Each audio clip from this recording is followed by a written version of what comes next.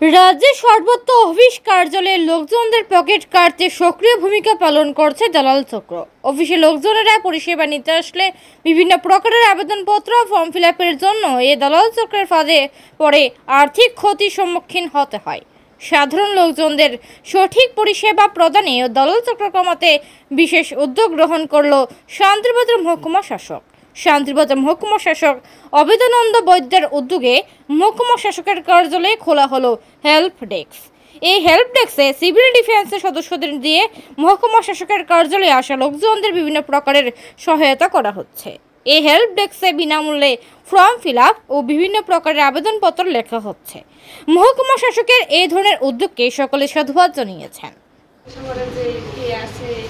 কোনটা কোন সেকশন এটা আমরা দেখাই দিই বা ফর্মটা ফিল আপ করে দিই আমার কাছে দিই।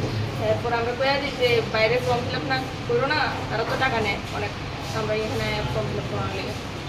এটা কার উদ্যোগে করা হয় হইতাছে, মানে বিনামূল্যে করতেছে আপনারা কোনো টাকা না? আচ্ছা, কে আর উদ্যোগে করা হইতাছে এটা? এটা কোন এসডিএম? এটা শান্তিবাজার। আচ্ছা, এতে মানুষ কিরকম হইতাছে, মানে তারা কি উপকৃত হইতাছে? হ্যাঁ, অনেক উপকৃত হইতাছে। আমরা কোনো কোনো সময় 70টা 80টা এমনও হয়। কবে থেকে এটা শুরু হয়েছে? 2 মাস হয়ে গেছে। এটা কি অন্যান্য জায়গাতে আছে না এখানেই? এখানে অন্যান্য মহকুমা শাসকের না, এটা